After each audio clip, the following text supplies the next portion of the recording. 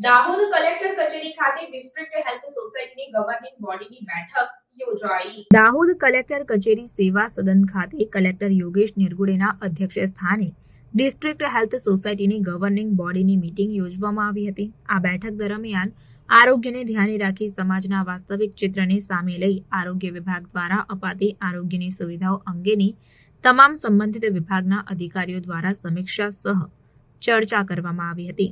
તમામ આંગણવાડી તેમજ શાળાઓમાં વિદ્યાર્થીઓની આરોગ્ય ચકાસણી કરવી, સિકલ સેલ જેવા રોગો અંગેની બાળકોમાં નાનપણથી જ જાગૃતિ આવે તે માટે વિડીયો બતાવી અત્યારથી જ જાગૃત કરવા માટેના કાર્યક્રમો કરવા તેમજ આયુષ્યમાન કાર્ડ થકી લોકોને સારવાર દરમિયાન કોઈપણ પ્રકારની અગવડતા ન પડે તે માટેની આગોતરા આયોજન સાથે વ્યવસ્થા કરવાની સાથે RKSK, RBSK મહિલા અને બાળ વિકાસ યોજના જેવી યોજનાઓ સંબંધિત વિભાગો દ્વારા કરાતી કામગીરીની પણ સમીક્ષા કરવામાં આવી હતી.